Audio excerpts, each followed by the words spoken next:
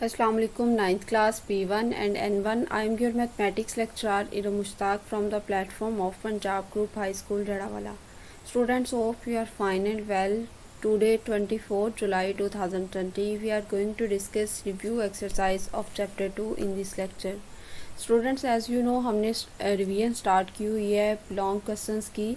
तो उसमें सबसे पहले हमने एक्सरसाइज 1.6 के कुछ क्वेश्चंस को डिस्कस किया था, उसके बाद एक्सरसाइज 2.4 को डिस्कस किया और अब रिव्यू एक्सरसाइज 2 जो है वो लॉन्ग क्वेश्चंस के हवाले से बहुत ज़्यादा इंपॉर्टेंट है। इसके साथ साथ इसके कुछ शॉर्ट क्वेश्चन भी हैं। चैप्टर जो इसका क्वेश्चन नंबर 1 और 2 है वो MCQs और फिल इन द ब्लैंक्स का है। तो थर्ड से लेके आज हम नेक्स्ट क्वेश्चंस की इसकी रिवीजन करेंगे। सबसे पहले जी सिंप्लीफाई करना है इसको, तो आपने 81 की फैक्टराइजेशन करेंगे तो वो आ जाती है आपके पास 3⁴। वैसे तो 81 की फैक्टराइजेशन 9 स्क्वायर भी आ जाती है, लेकिन बाहर इंडेक्स 4 है तो आपने यहाँ पे जो है इसकी ऐसी फैक्टराइजेशन करनी है कि कोई भी जो आपके पास एक्सपोनेंट आए वो 4 आए, ताकि ये बाहर वाले 1/4 के साथ कैंसिल हो सके। और ये 5y⁻⁻12 यहाँ पे, और ये x⁻⁻8 ये बाहर वाला 1/4 इन सब के साथ मल्टीप्लाई होगा। 3⁴ multiply by 1/4, y⁻⁻12 multiply by 1/4 और x⁻⁻8 मल्टीप्लाई बाय 1/4। ये 4 इस 4 के साथ कैंसिल हो जाएगा, जस्ट 3 रह जाएगा। ये 4 इस 12 के साथ कैंसिल होगा, 4 3 12 और ये रह जाएगा y⁻⁻3 और यहाँ पे 4 2 8 और x⁻⁻2। अब जो ये तो आपके पास जो है वो क्वेश्चन ही दोबारा से लिखा है कि ये इसकी सिंप्लीफाइड फॉर्म है। 3 एज इट इज़ रहेगा। y और x इन दोनों के जो एक्सपोनेंट्स हैं वो नेगेटिव में हैं, तो नेगेटिव एक्सपोनेंट के लॉ के अकॉर्डिंग अगर हम इसको जो है डिनोमिनेटर में लिख देंगे तो इनके एक्सपोनेंट्स पॉजिटिव हो जाएंगे। तो ये हो जाएगा y³ divided by 3 divided by y³ into x²। तो ये आपके पास क्वेश्चन सिंप्लीफाई हो गया। नेक्स्ट बेटे हमारे पास है 25 x⁻10n और y⁻8m।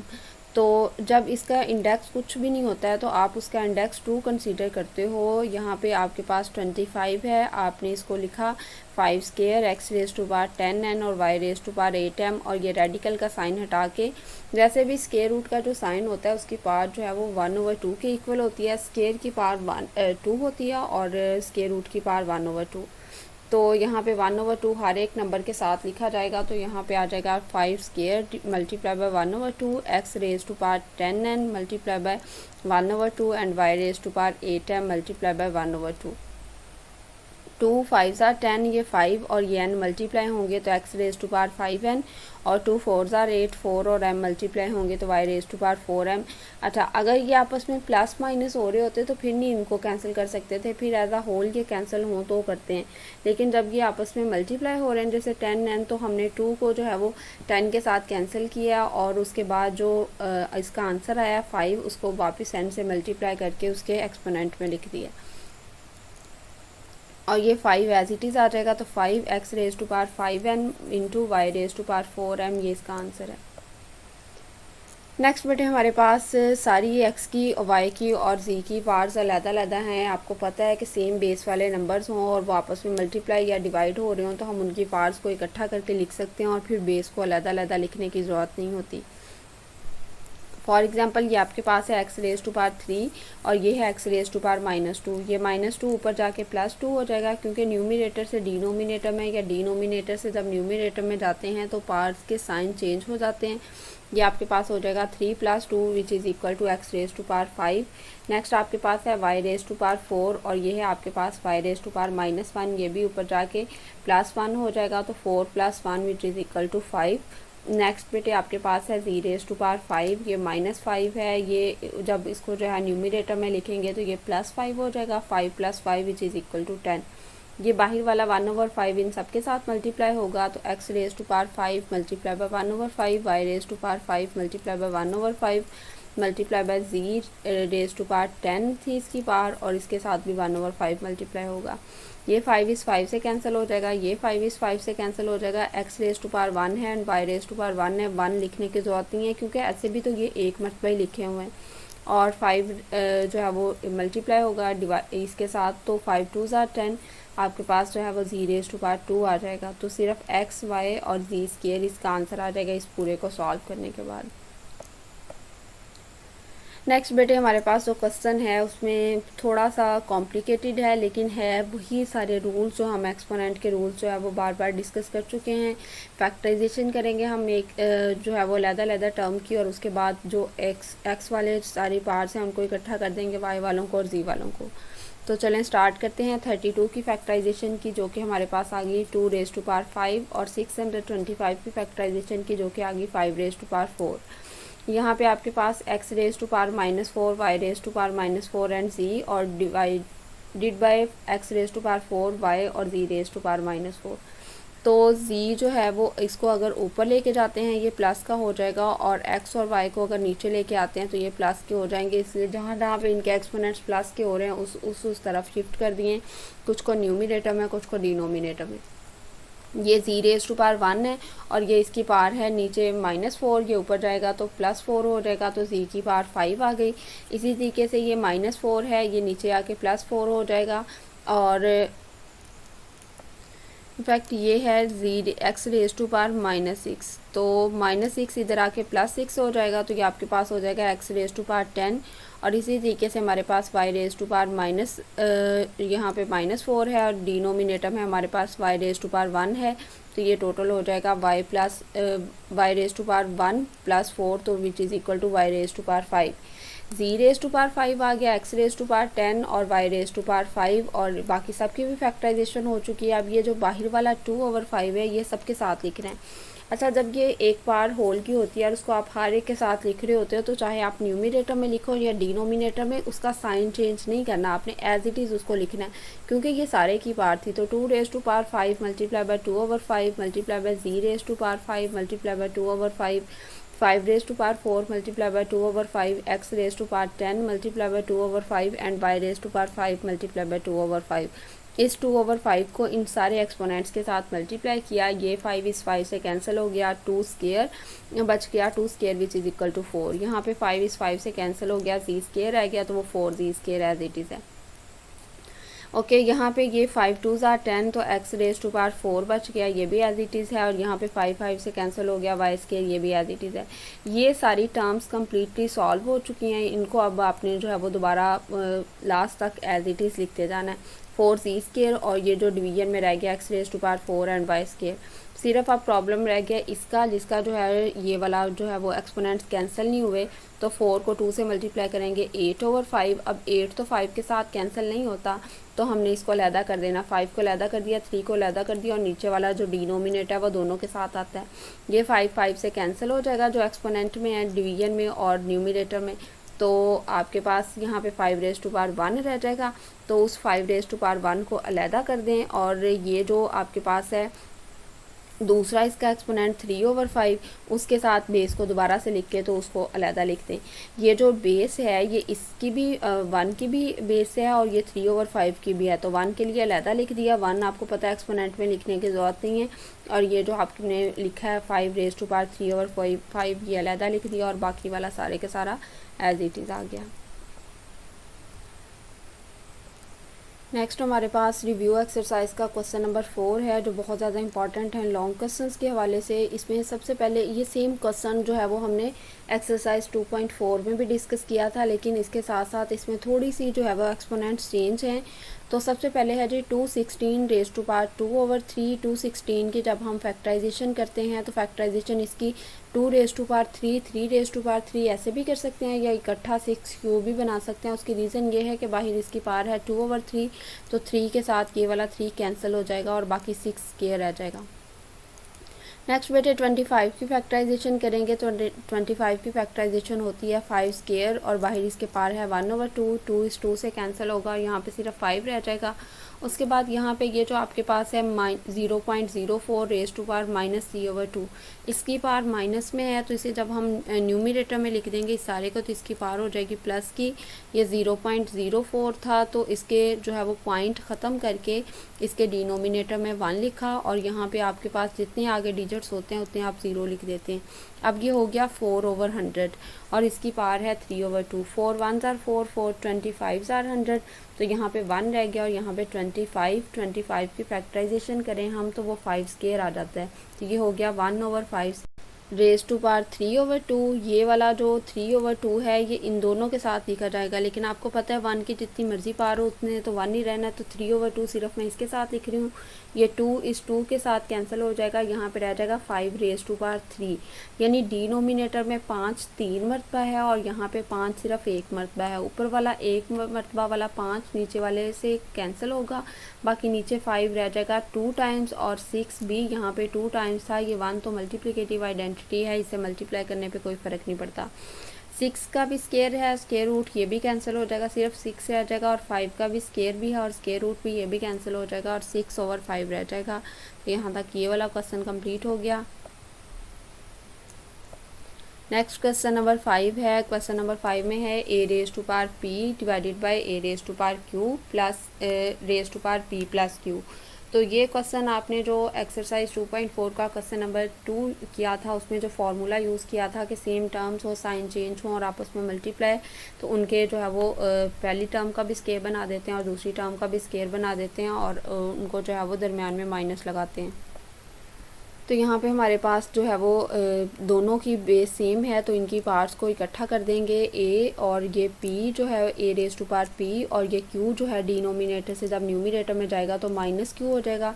a raise to power p minus q और बाहर उसकी पावर है p प्लस q। सेम इसी तरीके से यहाँ भी होगा a raise to power q minus r और यहाँ पे बाहर है q प्लस r।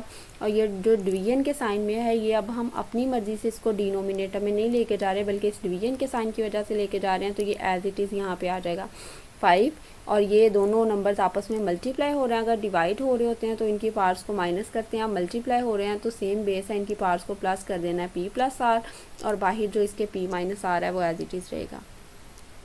अब ये हो गया a raise to power p minus q into p plus q, ये हो गया a raise to power q minus r into q plus r और ये 5a raise to power p plus r और ये p माइनस r। अब हर जगह पे वही फार्मूला यूज़ होगा, सेम टर्म्स हैं, साइन चेंज हैं और आपस में मल्टीप्लाई हो रहे हैं, तो फर्स्ट टर्म का भी स्केयर बना देना और सेकंड टर्म का भी स्केयर। फर्स्ट टर्म का स्केयर बनाएंगे तो वो है p स्केयर और सेकंड टर्म का स्केयर बनाएंगे q स्केयर। यहाँ पे फर्स्ट टर्म का स्केयर बनाएंगे a raise to power q square minus r square और यहाँ पे 5 as it is a raise to power p square minus r square. अब ये जो प्लस q स्केयर है माइनस q स्केयर से कैंसिल हो जाएगा और बाकी रह जाएगा a raise to power p square minus r square और सारी की सारी a की पार्ट्स को यहाँ पे इकट्ठा कर दिया है। तो a की पार्ट्स को इकट्ठा कर देने से आपके पास जो है वो ये आ गया a raise to power p square minus r square minus p square plus r square. Plus r square minus r square से कैंसिल हो जाएगा और plus p square minus p square से कैंसिल हो जाएगा, तो a रेज़ टू पावर आ जाएगा 0। जिस भी नंबर की पावर 0 हो इसका मतलब है उसका आंसर होता है 1। ये सारे का सारा क्वेश्चन दोबारा से लिखा हुआ है और उस क्वेश्चन का ये आंसर लिखा हुआ है a रेज़ टू पावर 0 है तो उसका मतलब 1 और डिवाइडेड बाय 5 उसका आंसर है। नेक्स्ट बेटे आपके पास जो क्वेश्चन है सिंप्लीफाई करना है आपने। आपके पास पार्ट्स गिवन है a raise to power 2l divided by a raise to power l plus m multiply a raise to power 2m divided by a raise to power m plus n multiply by a raise to power 2n divided by a raise to power n minus l। सबसे पहला step हमें पता है कि अगर same base हैं तो हम इनकी पार्ट्स को इकट्ठा कर देंगे और जो डिनोमिनेटर में है उन्हें जब न्यूमरेटर में लेके जाएंगे तो चूँकि यहाँ पे दो अलग-अलग एक्सपोनेंट्स हैं तो उन दोनों के साइन चेंज हो जाएंगे। ये हो जाएगा a raise to power 2l, ये l भी माइनस का हो जाएगा और m भी, तो a raise to power 2l minus l minus m। इसी तरीके से नेक्स्ट आपके पास a है 2 रेज़ टू पावर m, इसकी भी दोनों एक्सपोनेंट्स जो डिनोमिनेटर वाले हैं उन दोनों के साइन चेंज होंगे क्योंकि दोनों को न्यूमरेटर में लिख रहे हैं। 2 raise to power m minus n, यानी ये सिर्फ ऊपर वाले का साइन चेंज नहीं होगा, जिसको डिनोमिनेटर से न्यूमरेटर में लेके जा रहे हैं सिर्फ उसका साइन चेंज होगा। फिर नेक्स्ट आपके पास है a raise to power 2n n minus l, और ये आपके पास जो है वो अब 2l में से एक l माइनस करेंगे तो बाकी एक l रह जाएगा पॉजिटिव का, क्योंकि प्लस माइनस माइनस होता है, ग्रेटर वैल्यू का साइन लगाएंगे तो l और ये माइनस m। उसके बाद 2m में से एक m माइनस करेंगे क्योंकि प्लस माइनस माइनस और ग्रेटर वैल्यू का साइन, तो m रह जाएगा और ये वाला साथ में minus n as it is. इसी तरीके से 2n में से एक n माइनस करेंगे तो n रह जाएगा और यहाँ पे minus l as it is. अब आपने जो है वो ये भी सारी एक ही नंबर है, यानी बेस इनकी सेम है, तो इनकी सारी पार्ट्स को इकट्ठा कर देना है। ये हो जाएगा a raise to power l minus m, और यहाँ पे जो प्लस m है और माइनस n, और ये प्लस n और माइनस l। अब हमने किसी के भी जो है वो साइन चेंज नहीं करने, क्योंकि सारे न्यूमिनेटर में और हम भी उनको न्यूमिनेटर में इकट्ठा करके लिख रहे हैं, हम किसी को डिनोमिनेटर में नहीं लिख रहे। तो ये प्लस l है स्टार्ट वाला, ये इस माइनस l से कैंसिल हो जाएगा, ये माइनस m इस प्लस m से कैंसिल हो जाएगा, ये माइनस n इस प्लस n से कैंसिल हो जाएगा। जब प्लस माइनस में सारी पार्ट्स आपस में कैंसिल हो जाती हैं तो उसका आंसर आ जाता है ज़ीरो। ज़ीरो आंसर आया है। जिस भी नंबर का आंसर ज़ीरो हो, चाहे वो कोई कॉन्सोनेंट है या कोई जो है वो नंबर है, फॉर एग्जांपल 2, 3 या कुछ भी, तो आपने हमेशा उसका आंसर 1 लिख देना है। ये ज़ीरो एक्सपोनेंट का लॉ है। ओके बेटे, अब फॉर एग्जांपल आपके पास जो है वो ये तो प्लस माइनस में सारी पार्ट्स कैंसिल हो गई थी। अगर न्यूमिनेटर और डिनोमिनेटर में सारी पार कैंसिल हो जाएं, जैसे 3 3 से कैंसिल हो जाता, तो फिर एक ही पार आनी थी 1, और फिर इसका एक ही पार 1 का मतलब होता है कि वो जो है वो वही नंबर एक मरतबा लिखा हुआ है, तो इसका आंसर फिर ए ही आ जाना था। लेकिन अगर प्लस माइनस में सारी कैंसिल होती हैं तो फिर उसका आंसर ज़ीरो आना था, फिर वो बेस भी ख़त्म हो जाती है और उसका आंसर सिर्फ 1 रह जाता है। रिव्यू एक्सरसाइज का अब लास्ट वाला क्वेश्चन है हमारे पास, a raise to power l divided by m, a raise to power m और उसका क्यूब रूट है, फिर a raise to power m divided by a raise to power n उसका क्यूब रूट है, और a raise to power n divided by a raise to power r cube root. अब a base वाली हैं तो इनकी पार्ट्स को इकट्ठा कर देंगे, ए रेज़ टू पावर l, और ये जो डिनोमिनेटर में ए रेज़ टू पावर m है इसका एक्सपोनेंट ऊपर जाके माइनस हो जाएगा, माइनस m आ जाएगा और cube root as it is. फिर यहाँ पे a raise to power m है माइनस n, और ये इसका भी क्यूब रूट, और a raise to power n और ए माइनस l है यहाँ पे, तो ये आपके पास आ जाएगा n minus l cube root. उसके बाद बेटे सबके क्यूब रूट जो हैं वो आपको पता है, जब उसको एक्सपोनेंशियल फॉर्म में लिखते हैं तो ये जो इंडेक्स होता है ये यहाँ डिनोमिनेटर में आ जाता है, और अगर न्यूमिनेटर में कुछ भी नहीं है तो आप 1 लिखते हैं। तो a raise to power l minus m into 1/3, a raise to power m minus n into 1/3, और a raise to power n minus l into 1/3। इसको अगर हम मल्टीप्लाई करें, l माइनस m को 1 से मल्टीप्लाई करें तो l माइनस m ही रहेगा और डिनोमिनेटर में 3 आ जाएगा। यहाँ भी m माइनस n और डिनोमिनेटर में 3, और यहाँ पे n माइनस l डिनोमिनेटर में 3। अब सारे के जो हैं वो ये डिनोमिनेटर्स ये सेम हैं, और इसके अलावा ये जो बेस है सबकी सेम है। जब बेस सेम हो तो हम एक्सपोनेंट्स को जो है वो ऐड कर देते हैं। ए रेज़ टू पावर ये वाला पहले वाला एक्सपोनेंट लिखा और इसके दरम्यान प्लस का साइन, फिर ये दूसरे वाला लिखा इसके दरम्यान प्लस का साइन, ये तीसरे वाला लिखा इसके दरम्यान प्लस का साइन। क्योंकि हम किसी को भी न्यूमिनेटर से डिनोमिनेटर में नहीं लेके जा रहे तो सबको ऐड ही करेंगे। अब एक्सपोनेंट्स में सबके डिनोमिनेटर सेम है तो वो एलसीएम आ जाएगा, और जब एलसीएम वही होता है जो डिनोमिनेटर्स में होते हैं तो न्यूमिनेटर में से किसी के भी साइन चेंज नहीं होते।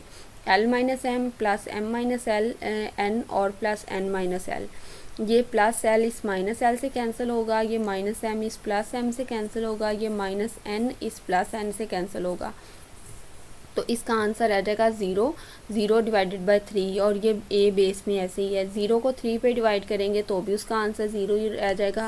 और अभी हमने लास्ट क्वेश्चन में डिस्कस किया कि जिस मर्ज़ी नंबर की पार 0 हो उसका आंसर हमेशा 1 ही आएगा, क्योंकि ये जो है वो 0 एक्सपोनेंट के लॉ के अकॉर्डिंग अगर कोई भी नंबर है उसकी पार 0 है तो उसका आंसर 1 आ जाएगा। ये सारे का सारा क्वेश्चन लिखा दोबारा से, और ये उसकी सिंप्लीफाइड फॉर्म आ गई 1। यहाँ तक आपका जो है वो क्वेश्चन कम्प्लीट हो गया। बेटे रिव्यू एक्सरसाइज 2 बहुत ज़्यादा इंपॉर्टेंट है लॉन्ग क्वेश्चंस के हवाले से। ये इसके सारे के सारे क्वेश्चंस जो है वो रिलेटेड टू हैं एक्सरसाइज 2.4 के, लेकिन इनको आपने जो है वो इनकी दोबारा से रिटर्न प्रैक्टिस ज़रूर करनी है, क्योंकि थोड़ा बहुत जो है इसमें एक्सपोनेंट्स का डिफरेंस है तो रूल्स वही अप्लाई हुए हैं। रिटर्न प्रैक्टिस करेंगे तो बहुत अच्छे से जो है वो आप इसको रिवाइज़ कर सकेंगे। इसका जो है वो क्यूरीज को डिस्कस करते हैं। इसमें भी सेम वही तरीकाकार है कि आपने हर एक टर्म को अलग-अलग फैक्टराइज करना है। अगर कोई रेडिकल टर्म्स हैं तो उनको एक्सपोनेंशियल में लिख के हर एक टर्म को सिंप्लीफाई करें। सिंप्लीफाई करने का क्या तरीकाकार है कि अगर किसी का इंडेक्स है 4, आपने उसकी फैक्टराइजेशन की, उसकी पावर भी 4 आ गई, उसको कैंसिल कर दें और सिंपल उन नंबर्स को लिख दें। जो नहीं कैंसिल होते उनको जो है वो फिर उसी फॉर्म में दोबारा से लिख देंगे। और अगर जो है वो कोई न्यूमिनेटर में उसकी पावर नेगेटिव की है उसे डिनोमिनेटर में लिख दें। इसी तरह से अगर डिनोमिनेटर में किसी की पावर जो है वो नेगेटिव किया उसे न्यूमिनेटर में लिख दें। और अगर किसी नंबर की पावर जो है उसको पूरा सॉल्व करने पे उसकी पावर 0 बचती है तो उसका आंसर 1 आएगा। लेकिन अगर ऐसे हो a रेज़ टू पावर 2/2 तो वो 2 से कैंसिल होगा, फिर 0 पावर की बजाय 1 आंसर आएगा। क्योंकि डिवीजन या जो है मल्टीप्लिकेशन में जब नंबर्स कैंसिल होते हैं तो फिर उनका आंसर 1 आता है, क्योंकि मल्टीप्लिकेटिव आइडेंटिटी 1 है। और एडिशन या सब्ट्रैक्शन में जब टर्म्स कैंसिल हो जाती हैं तो फिर उनका आंसर 0 आता है, क्योंकि एडिटिव आइडेंटिटी जो है वो आपके पास 0 होती है।